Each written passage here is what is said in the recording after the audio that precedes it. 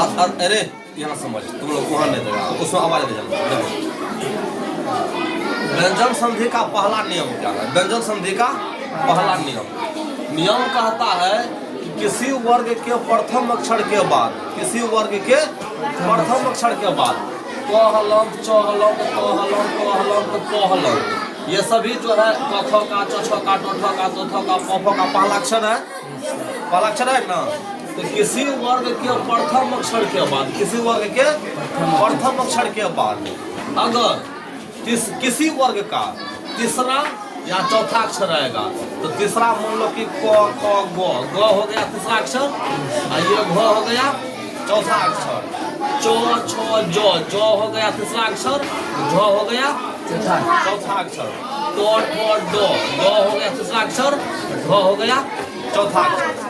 किसी वर्ग का तीसरा या चौथा अक्षर आता है या नहीं, कोई अंत अस्त वर्ण आता है, तो अंत अस्त वर्ण य र न व, इसको कहते हैं अंत अस्त वर्ण। इसको य र ल व को कहते हैं, चार अक्षर को अंत अस्त वर्ण।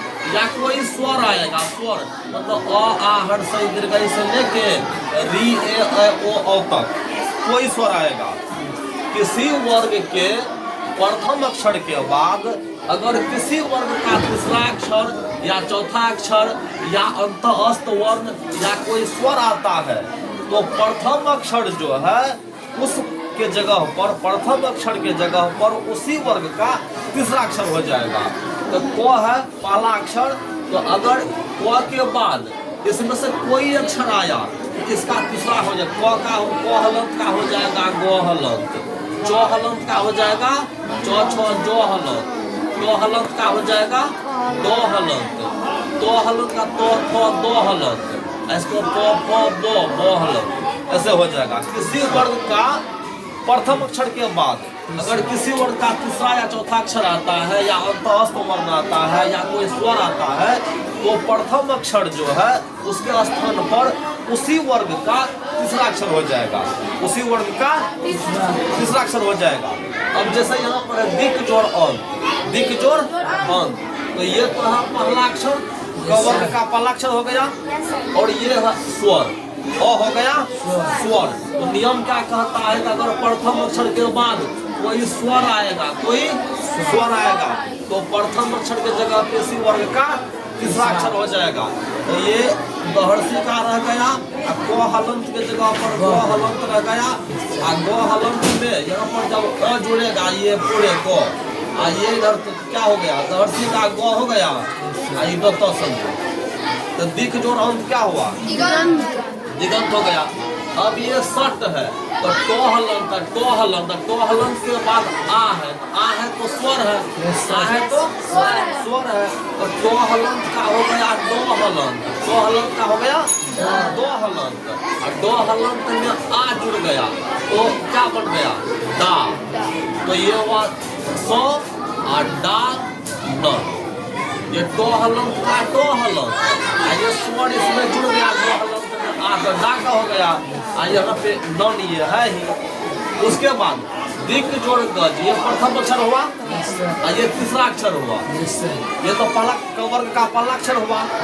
ये मायने नहीं रखता है कि वर्ग का ही तीसरा अक्षर है, ये किसी वर्ग का तीसरा अक्षर रहेगा। तो ये क ख ग तीसरा अक्षर है ना, तो अगर अब देखो ये दहर्सी का है, और उसके बाद को हलंत का गो हलंत हो गया तीसरा अक्षर, को हलंत का गो हलंत, ये गज, गज यहाँ पे रह गया। तो अब अगर यहाँ पे कोई स्वर रहता तब तो ये पूरा पूरी जुड़ जाता, जैसे इसमें डो में जुड़ के दो हलंत का दो हलंत हुआ, दो हलंत में आ जुड़ा तो डा हो गया, यहाँ पे को हलंत का गो हलंत हुआ, और गो हलंत में अ जुड़ा तो पूरा पूरी गो हो गया। अगर यहाँ पे स्वर रहता तब न जुड़ता है, तब जुड़ता, यहाँ पे है को हलंत, यहाँ पे है गो, ये तो व्यंजन है, इसीलिए को हलंत का क्या हो जाएगा, ये दहर्सी का, ये को हलंत का गो हलंत, को हलंत का गो हलंत, और फिर यहाँ से गो जो, ये दहर्सी का गो हलंत, गो हलंत का गो हलंत, तो गो हलंत ऐसे लिखो, ये आधा गो लिखो, एक ही बात है, या तो ऐसे गो हलंत लिख दो, ये भी आधा ही गो है, और उसके बाद ये भी आधा ही लिखो ग्वाहलंत, कि ऐसे लिखो बराबर है। दिग जोड़ गज दिग्गज, दिग्गज। अब अच जोड़ अंत का चौहलंत है प्रथम अक्षर, इसके बाद अ है स्वर है, अ है यहाँ पे स्वर है, तो चौहलंत का क्या हो जाएगा? जोहलंत, चौहलंत का जोहलंत, जोहलंत में अ जुड़ गया तो क्या हो गया? जो पूरा पूरी, इधर से और रह गया, इधर से चौहलंत का जो हलंत बन गया, ये अ जुड़ गया तो पूरा पूरी जो बन गया, ये गता से यहाँ पे रह गया। तो अच जोड़ अंत क्या हो गया?